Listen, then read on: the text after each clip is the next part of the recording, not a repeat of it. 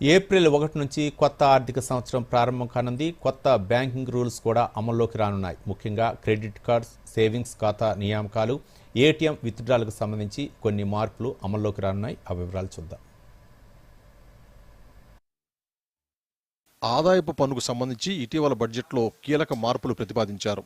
కొత్త పన్ను విధానాన్ని మరింత ఆకర్షణీయంగా తీర్చిదిద్దారు. 12 లక్షల రూపాయల వరకు ఎలాంటి పన్ను చెల్లించాల్సిన అవసరం లేదని ఆర్థిక మంత్రి నిర్మలా సీతారామన్ ప్రకటించారు. స్టాండర్డ్ డిడక్షన్ 75,000 రూపాయలు కలుపుకుంటే 12,75,000 రూపాయల వరకు ఎలాంటి పన్ను చెల్లించాల్సిన అవసరం లేకుండా వేతన జీవులకు ఊరట కల్పించారు. అలాగే 25,000 రూపాయలుగా ఉన్న రిబేటును 60,000 రూపాయలకు పెంచారు. ప్రస్తుత నిబంధనల ప్రకారం బ్యాంకు లోన్ డిపాజిట్లపై సీనియర్ సిటిజన్లకు జమ అయ్యే వార్షిక వడ్డీ 50,000 రూపాయలు దాటితే దానిపై మూలం వద్ద పన్ను టీడీఎస్ వసూలు చేస్తున్నారు. ఇప్పుడు ఈ మొత్తాన్ని 1,00,000 రూపాయలకు పెంచుతూ బడ్జెట్లో ప్రతిపాదించారు. విదేశీ చెల్లింపులు ఒక ఆర్థిక సంవత్సరంలో 7 లక్షల రూపాయలు దాటితే టీసీఎస్ వసూలు చేస్తున్నారు. ఇప్పుడు ఈ పరిమితి 10 లక్షల రూపాయలకు పెరిగింది. క్రెడిట్ కార్డులపై రివార్డులో ఎస్బీఐ కార్డ్స్ కోత పెట్టింది.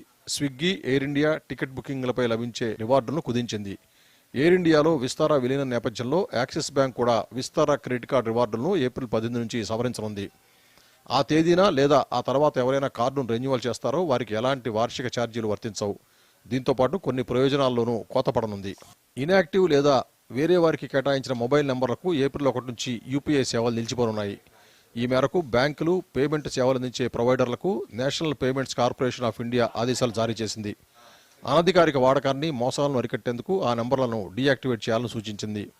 యులిప్స్లో పెట్టుబడులు పెడుతుంటే ప్రీమియం మొత్తం 2.5 లక్షల రూపాయలు దాటితే ఉపసంహరణ సమయంలో క్యాపిటల్ గెయిన్స్ ట్యాక్స్ చెల్లించాల్సి ఉంటుంది.